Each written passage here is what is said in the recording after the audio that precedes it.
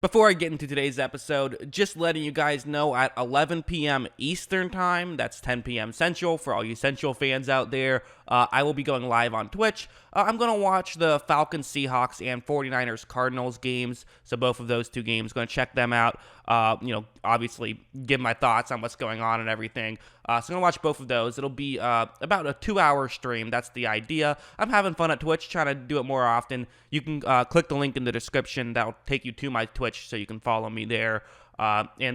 Feel free to come in, hang out. It should be a fun time. And anyways, back to your regularly scheduled video. Well, this was a disappointing game for Eagles fans. Perhaps the only person who was more disappointed was me, because I put $10 down on a 5-team can't-lose parlay. 4 of them were correct. The only one that was wrong was the Eagles at -6. So very disappointed about this development.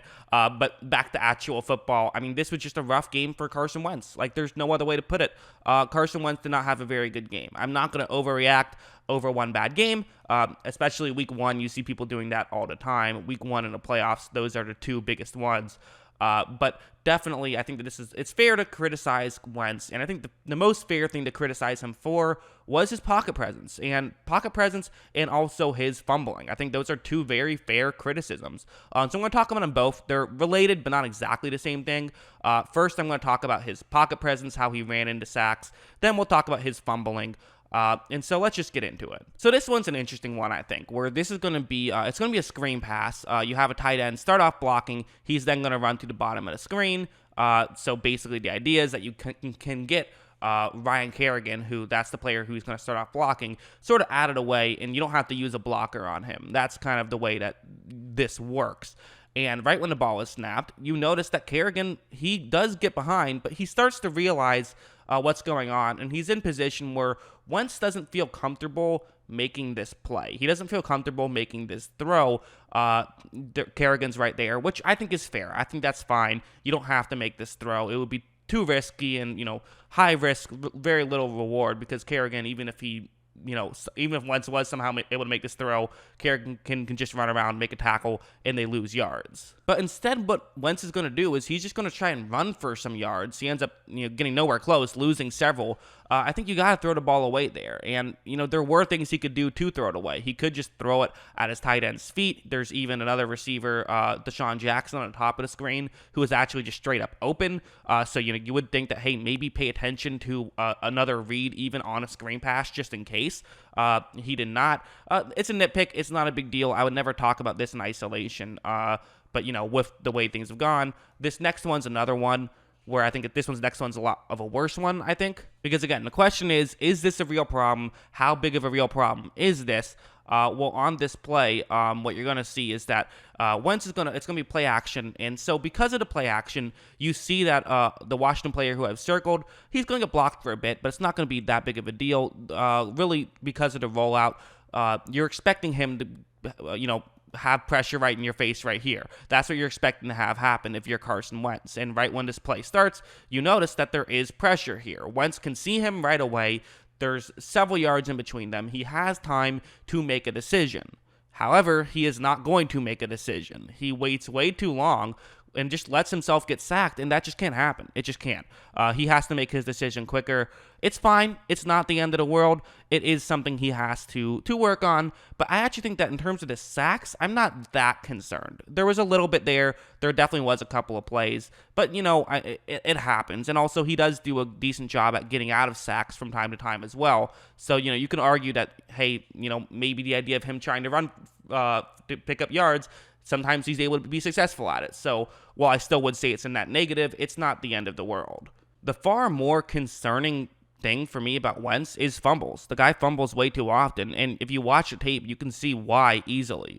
This one's a good example where it's going to be Matt Ioannidis who's going to create some pressure against the guard right here. So that's what he does. Watch how he creates some pressure right away.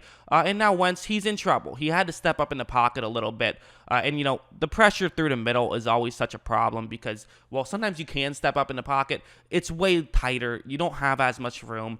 And if you are going to step up in the pocket, you pretty much have to get rid of the ball right away. Wentz has to get rid of this ball right now. He cannot wait another split second. He has to get rid of this ball here. In fact, even taking a sack in this spot wouldn't be the worst thing in the world. You don't want to have it happen, but there are worse things you can do. One of which is just continuing to throw the ball while you're getting sacked, and this results in a fumble, and that's just not what you want to have happen. You see how while he was getting hit, he still thought about throwing and then decided not to, and that resulted in a fumble. Not a great play. This next one's another one. This is going to be Chase Young, who's on the edge. He's going to actually be chipped, but he's going to do this really well where because of the chip, he's going to do a spin move back to the inside and create some pressure right away. And as you see, he's able to get pressure on Wentz, who actually does a decent job at getting out of it. There is still contact on his leg. He's going to go down, but he does a pretty good job of trying to get out of it. It was a 3rd down and 5, so he probably was hoping for something a little better.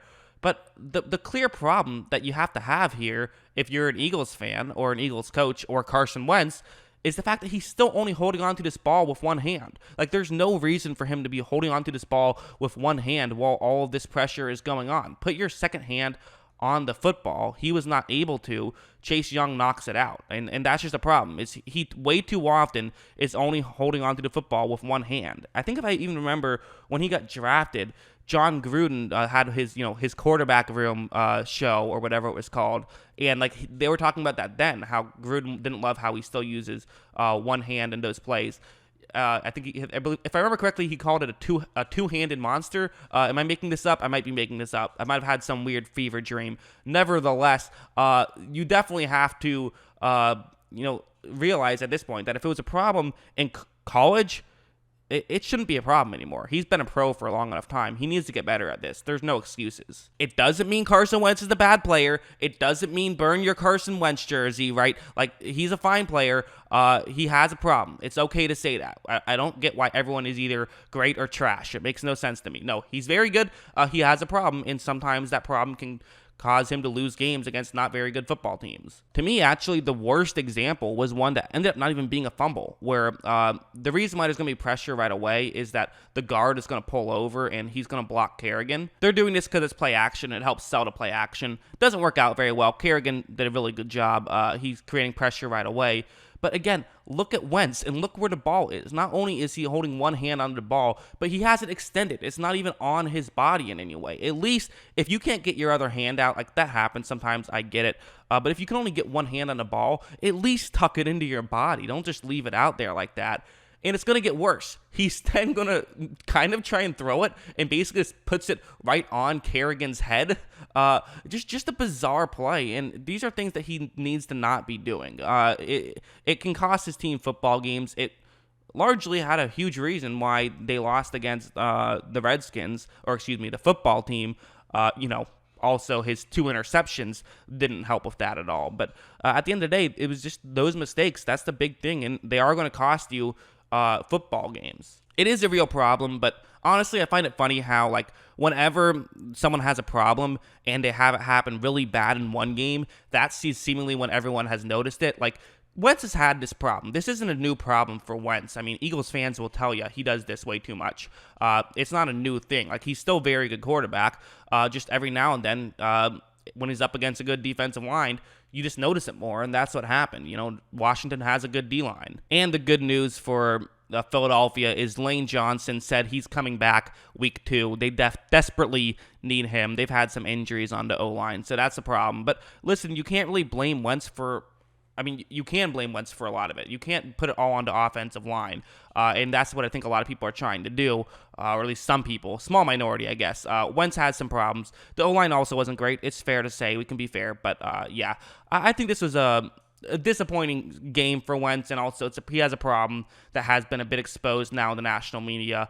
And again, because it's week 1, there's going to be overreactions. He's fine. He's a good player. I'm going to have to keep saying that. He has a problem. He'll work on it. He'll get better. I have faith in him.